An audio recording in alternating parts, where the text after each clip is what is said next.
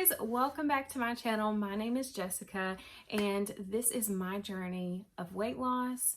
Here on the channel we talk about all things weight loss, my bariatric surgery, VSG, and whatever else I want to talk about. So if that sounds interesting to you, go ahead and hit the subscribe button. Okay, so today's video is going to be a little bit different than what I have been doing before. Today we're going to be talking about my visit to the doctor today. I had my 3-month follow-up appointment from my VSG bariatric surgery. As just a reminder, I had vertical sleeve gastrectomy surgery on October 1st, 2020, and it is the beginning of January. It's a new year. Thank God. So today was my 3-month follow-up appointment from my surgery. So this is actually the first time that I had been back to the doctor since I've actually had surgery due to the pandemic. For my 1-week follow-up, and I don't know if I had a 1-month follow-up. I don't know. Anyway, I just did it over the phone, but I really wanted to go in just for accountability and so that they can take pictures and weigh me, you know? So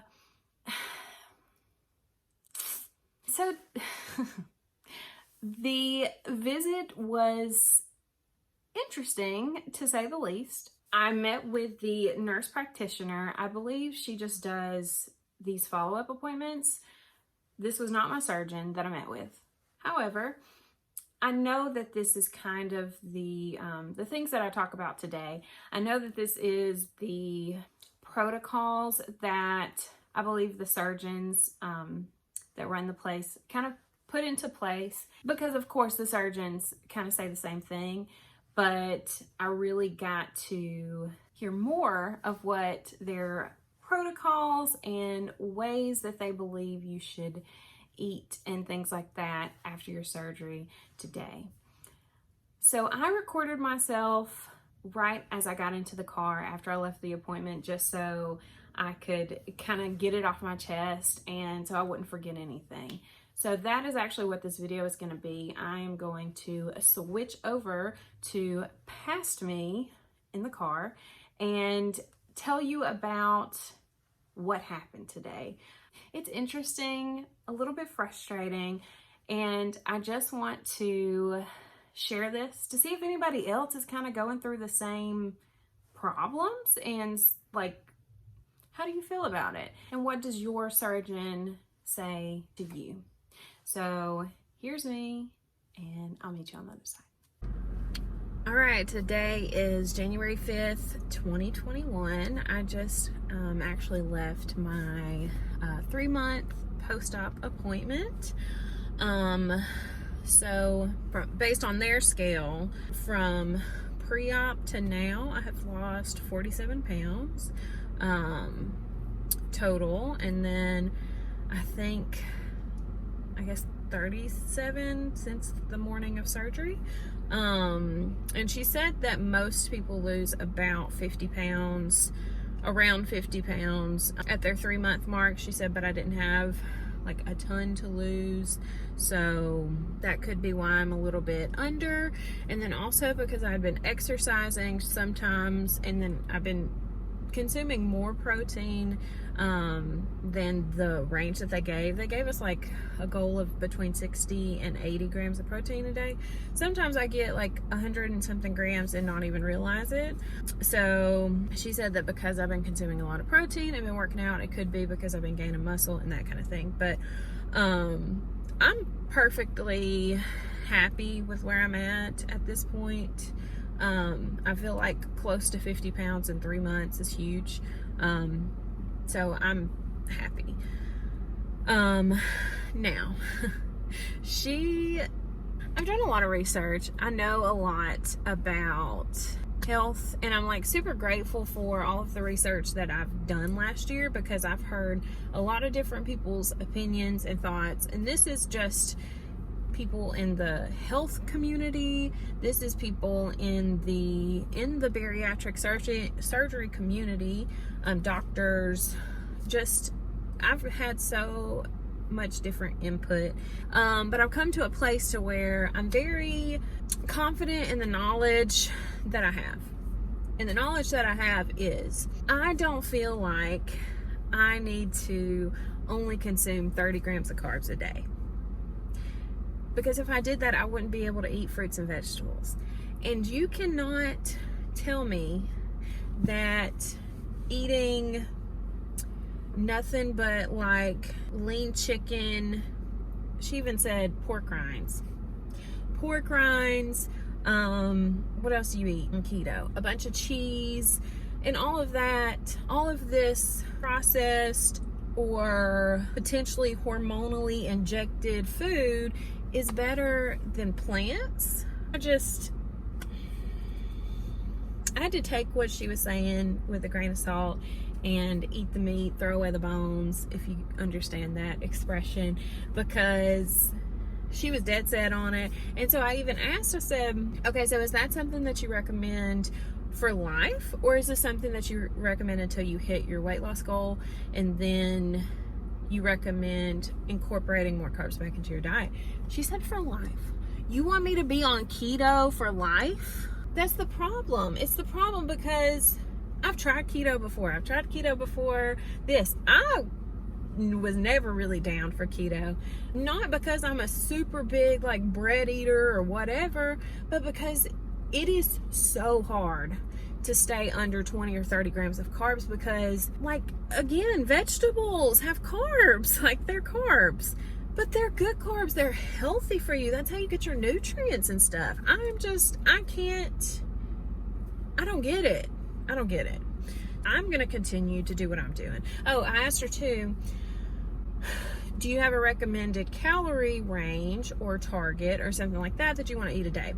She said no, but as long as you are eating pretty much keto and you're not snacking and you're not drinking sugary beverages, you should. So here's what I'm doing. I am tracking everything that I eat. I don't necessarily think I'm going to do this for the rest of my life, but I have the personal conviction, and I have learned from the 3 months that I've had so far since my surgery that I need to track my food. I do better when I track my food. I eat better when I track my food, and I know that I am in my calorie goal. I do make sure that I hit my protein goal, because I do know how important that is, and especially since I'm working out. I am not really looking at carbs or fats, because I don't believe that I need to stay under a certain amount of carbs or whatever. As long as I know that I'm eating mostly fruits and vegetables, nuts, grains, whole foods, plant-based, that kind of thing. That's just how I feel about it. I do have a calorie goal that I try to stay under, and according to my BMR and my activity level, I feel like as long as I'm under this goal, I'm going to continue to lose weight. That's just science. You know, one other thing I want to talk about, she asked me what my goal weight was. I said, I think somewhere around 150. I'm 5'6". I've gotten down to, I think the lowest weight as an adult that I've gotten down to before was 175, and I definitely felt like at that time I had another 15 pounds to lose. She said, well, I think that's too high for you. I think you should shoot for 180. 180? Baby, let me tell you something. I did not have this surgery to be 180 pounds. I just didn't. I know that I can do greater than that. You know, if I, on my own now, I was dieting and eating pretty much like they tell me to do, eating like a bird, eating nothing but chicken breast. I was miserable. But if I could get down to 175 on my own, I'm not going to settle for 180 after bariatric surgery. Now, I didn't weigh as much as I did before when I lost that weight and I was younger. But that's not what we're doing. To me, I was thinking, because like if you look at the BMI scale, which I know that it's flawed and whatever, but if you look at BMI, for my height, people say, I mean, the chart says that I should weigh like somewhere between 130 something and 140 something. Okay, correction. So it's between 118 and 148, but still it's less than 150, which was my point. So even me being 150, I'm still going to have a higher fat percentage than the ideal weight for somebody my height. So 180, no, baby. That's not what we did this for. That's not what we're shooting for. Sure, I think that it can be a stepping stone to 150. And, you know, if I come back to, you know, if I get down to 150 and whatever, life happens, I get injured, I get pregnant, whatever, and I get up to 180, well, it's still better than 250, but that's not what I'm settling for. So I left feeling like I don't want to ever come off as like I know more than a doctor or a nurse practitioner or whatever, because I'm not saying that. But what I am saying, I know me, I know my body, I know my journey this far, I know what has worked, I know what hasn't, and I'm not doing keto. I'm just not. Like, when I did do keto, I was not great at it because I hated it. And you're telling me that's what I got to do for the rest of my life? No.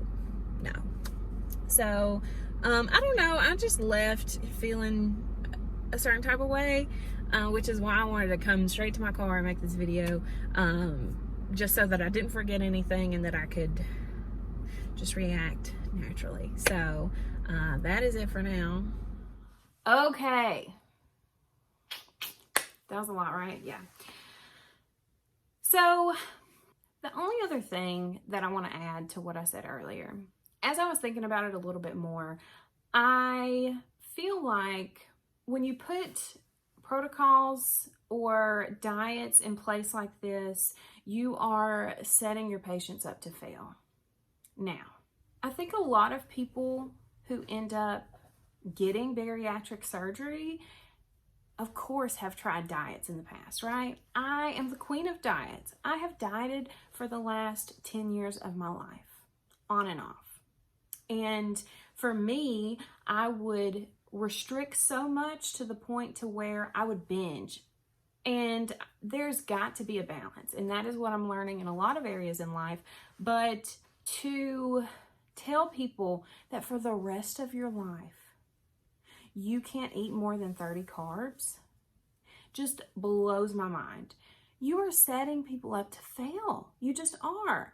And when I was asking her questions, it was very like, no, this is the way that you're going to do it. You're not going to be successful and you're not going to lose weight unless you do it this way. You've got to eat your protein first. You've got to do this. And I'm like, you're telling me that the only way to successfully lose weight is do keto? I'm not buying it. And it just really had me frustrated and shook, because I'm like, there's got to be people out there that are not doing well because the information that was given to them from their surgeons. I'm not saying that some people can't do this, but I would say the majority of people can't do this, hence why they are big enough to get bariatric surgery. So I'm just frustrated, honestly, and I'm not saying that I have all the answers by any means. I mean, clearly I needed bariatric surgery for a reason, or I needed to lose weight, let me say that. Obviously, I don't have it figured out, because if I did, I wouldn't have paid a lot of money to get surgery, right? But it's just like basic knowledge. Like, fruits and vegetables are healthy for you. Like, that's what you've been told your whole life, and I'm a believer, and I believe God gave us this food to eat and that it's good for us. And you're telling me that like packaged processed foods, protein shakes, chicken, pork rinds, cheese, and all of that is healthier than fruits and vegetables? I can't buy it. So that is enough of my rant today. Please let me know what your experiences have been. If you have had bariatric surgery and you have run into these issues, please let me know in the comments below. Or even if you have just dieted and you have went to weight loss clinics and you've had doctors tell you stuff like this. I'm just very curious to know what your experience has been, because this really kind of shook me. Like, of course, in my nutrition class and my pre-op consultations and stuff like that, they did mention lower carbs and that kind of thing, but they never said like, oh, for the rest of your life, you're going to be doing keto and you shouldn't eat fruits and vegetables. So that is all I have for today. Thank you guys so much for watching. If you enjoyed, please go ahead and subscribe and follow me on Instagram as well. It is Jessica'sJourney_VSG. Thank you so much for watching and have a blessed day. Bye.